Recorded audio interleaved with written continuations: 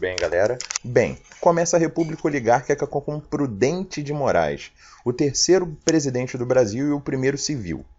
Nós sabemos que, nesse momento, quem está no comando, tirando o comando dos militares, são os cafeicultores, ou seja, os oligarcas, a ideia de governo de poucos. E aí há uma troca, há uma passagem de bastão, onde São Paulo e Minas Gerais dominam e outras oligarquias menos poderosas as servem para ganhar algum tipo de benefício. Bem, partindo daí, nós vamos ver o seguinte. Eu tenho o golpe de 15 de... melhor dizendo, desculpe, não o golpe de 15 de novembro de 1889, mas em 15 de novembro de 1894, o Floriano passa o poder ao Prudente de Moraes e ele consegue fazer uma coisa muito importante que o Floriano não conseguiu. Dentro de aproximadamente um ano, ele acaba com os problemas causados pela Revolução Federalista no Rio Grande do Sul, que é o que nós vimos em outro vídeo anterior a esse.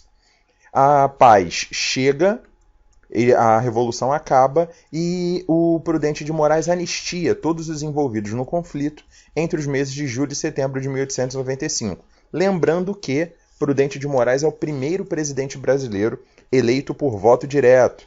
Deodoro não era voto direto, tá ok?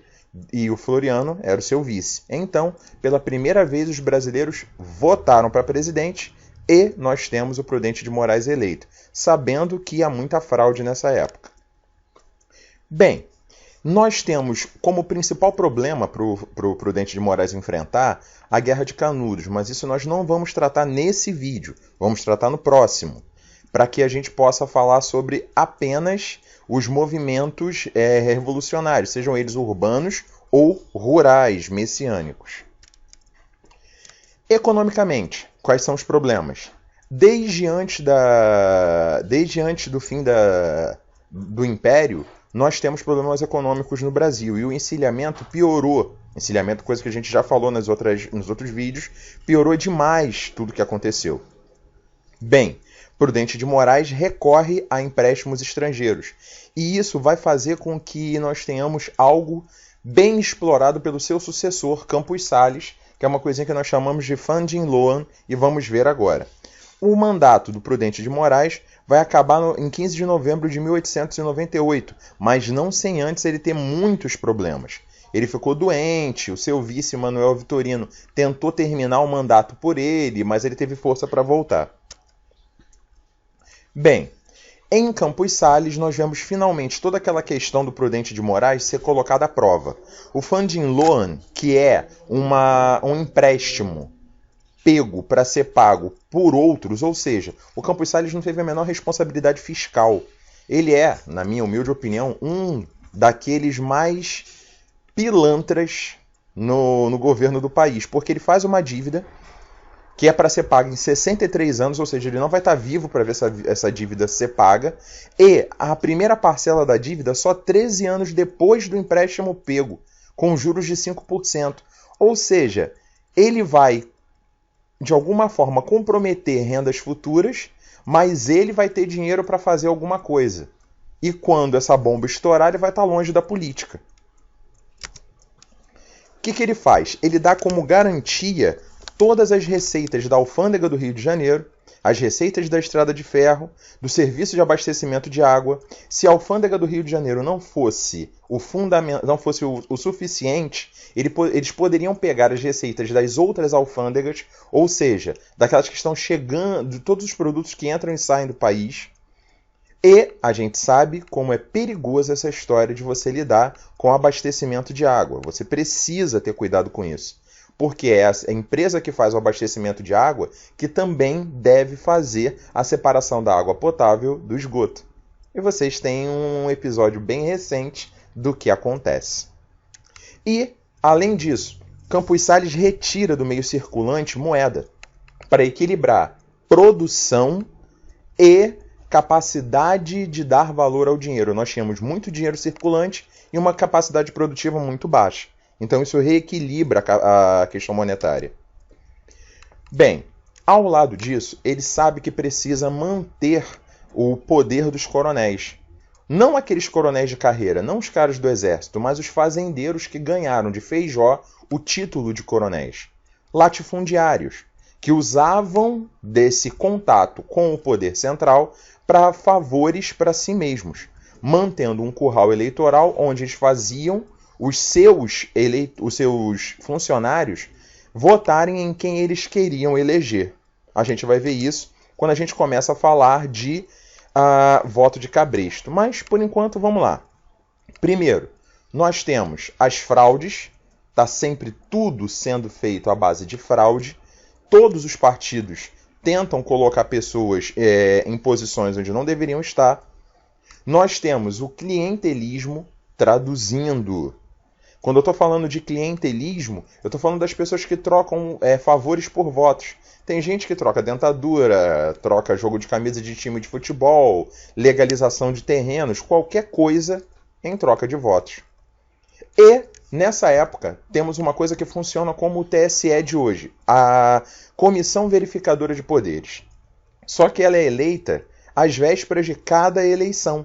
E ela é feita por quem está no poder. Então, nunca um opositor consegue a vitória. Porque sempre que um opositor ganha, a Comissão Verificadora de Poderes vai lá e impugna aquela eleição. É o que eles chamam de degola. Chegamos aí ao tal do voto de cabresto.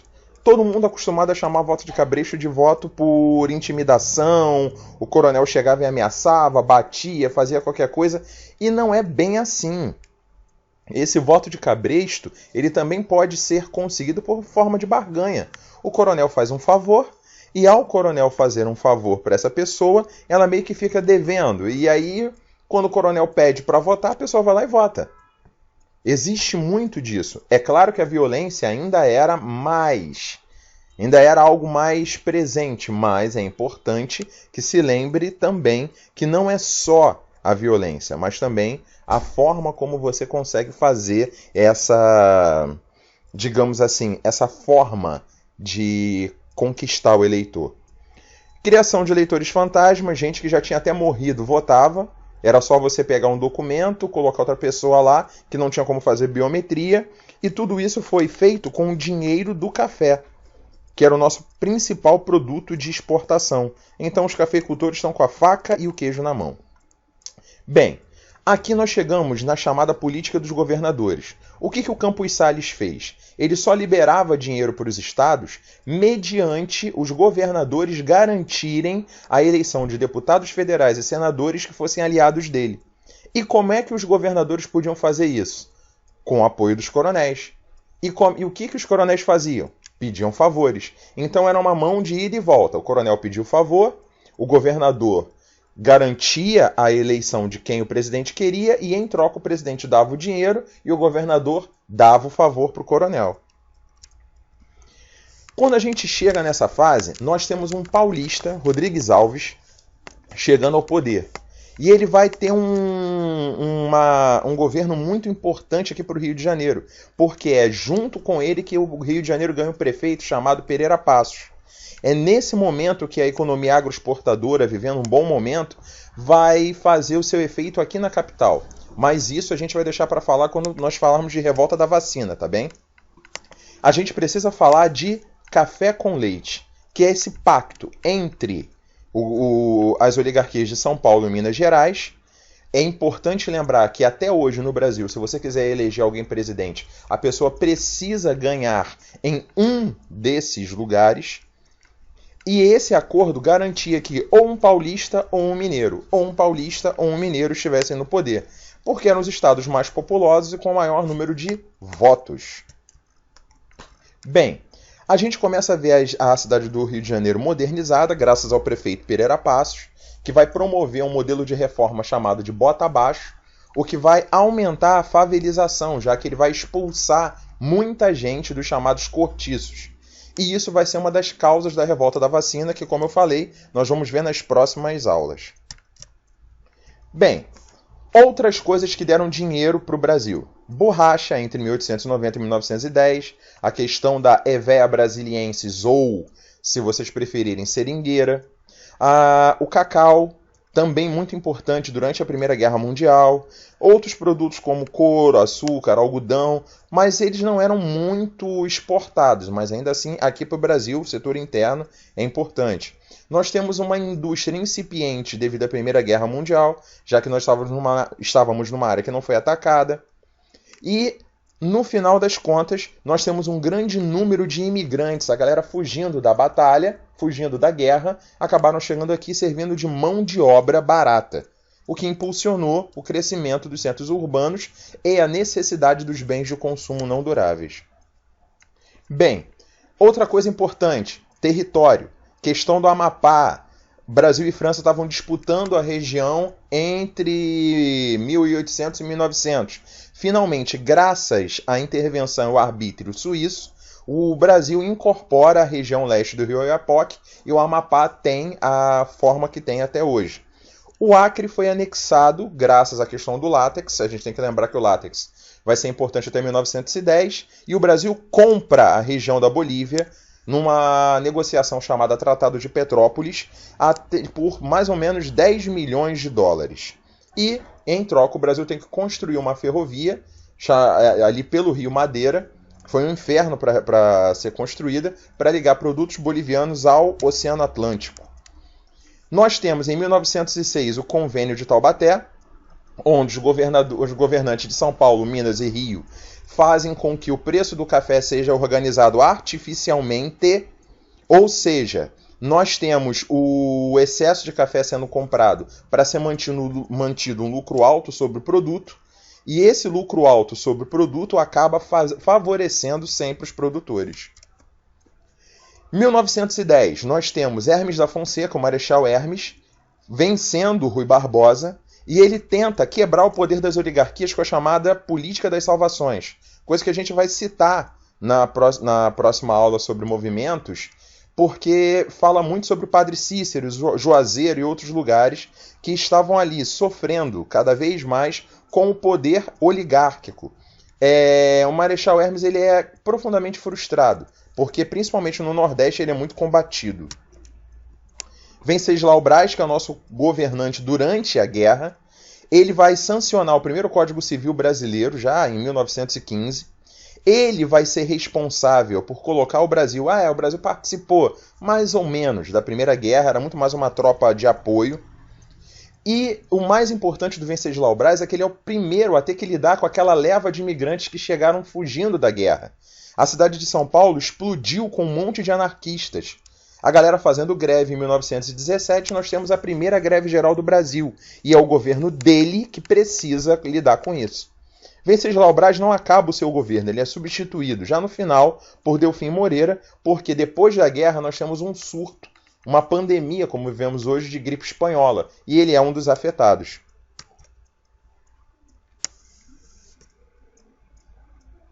Aqui nós temos Epitácio Pessoa, que depois desse finalzinho de governo de Delfim Moreira consegue quebrar um pouquinho esse ciclo de São Paulo e Minas Gerais. E quando a gente começa a ver essa situação, ele pega um Brasil que ganhou muitos recursos por causa da guerra e por não ter sido vinculado diretamente a ela. Mas o seu governo é bastante conturbado, porque São Paulo e Minas Gerais vão combatê-lo pelo simples fato dele ser nordestino, por ele não fazer parte do grupo, digamos assim, que estava ali, envolvido diretamente no poder. Aí, São Paulo e Minas Gerais fazem pressão, de forma que essa crise oligárquica vai marcar todo o seu governo. Nós chegamos para o governo de Arthur Bernardes e nós temos um problema. Arthur Bernardes não é bem quisto pelos setores militares. Os setores militares acreditam que ele é responsável por uma carta que ofende o Marechal Hermes e se unem contra ele. E querem prendê-lo, porque quando Arthur Bernardes é eleito, eles acreditam que há algum tipo de fraude. Fraude há, mas houve em todas. E aí, em 5 de julho de 22, ocorre uma revolta na capital federal que você conhece como os 18 do Forte de Copacabana. Os militares queriam derrubar o Epitácio Pessoa para impedi-lo de passar o poder para Arthur Bernardes. Fizeram uma revolta. No dia, eles foram travados pelo alto oficialato não conseguiram juntar os quartéis do Rio de Janeiro e oficiais acabam mortos, outros 2 ficam feridos e um civil morre. Assim, Arthur Bernardes assume e essa questão vai servir para a gente começar a mudar o Brasil. Bem, nós temos a Coluna Prestes, que é um grupo de militares insatisfeitos, liderados pelo capitão da patrulha ferroviária Luiz Carlos Prestes. Nós temos a Coluna Paulista, ou Coluna Tenentista, também, que está insatisfeita com o governo. Ambos os movimentos são derrotados. Um migra para o sul, enquanto o outro migra para o norte, e assim se forma a Coluna Prestes, que vai contar com aproximadamente 1.500 homens armados e vai percorrer 24 mil quilômetros por todo o Brasil, sendo perseguido pelo presidente e pelos militares da época. O presidente à época era Washington Luiz. Até que em 1927, a coluna, cansada e já basicamente destruída, entra na Bolívia, se desfaz e Luiz Carlos Prestes vai para a União Soviética para receber treinamento junto ao Partido Comunista. Esse é o caminho que a coluna Prestes faz. Bem, quando a gente fala de república oligárquica, no final, a gente está falando do Washington Luiz. A ideia de governar é construir estradas. E ele começa a fazer uma grande construção de rodovias pelo Brasil. Não tão grande quanto a do Washington Luiz, porque ele quer seguir o exemplo dos Estados Unidos.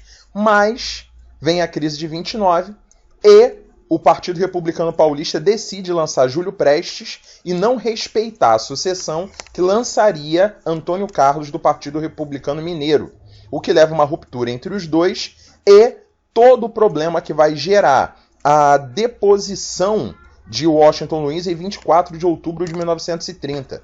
Por quê? Se forma um grupo novo, a Aliança Liberal, em um movimento contra o PRP, liderado por Getúlio Vargas, do Rio Grande do Sul, e João Pessoa, da Paraíba, com apoio de Antônio Carlos, de Minas Gerais. Apesar disso, Júlio Prestes, a gente sabe que a eleição é fraudada, vence as eleições, e o PRP acaba mantendo o poder.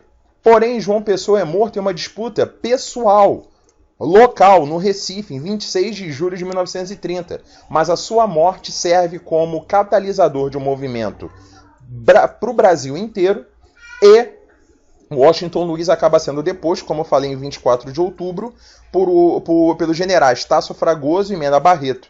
O Júlio Prestes sequer assume e nós temos aí Vargas sendo levado à presidência, entrando o Rio de Janeiro pela Avenida Rio Branco, vestido de gaúcho, amarrando os cavalos no pilar principal que nós temos, no obelisco que há no fim do Rio Branco, e ali marcando o fim da nossa república oligárquica. Galera, foi bem rápido, mas eu espero que esse modelo tenha ajudado vocês. Um grande beijo e tudo de bom!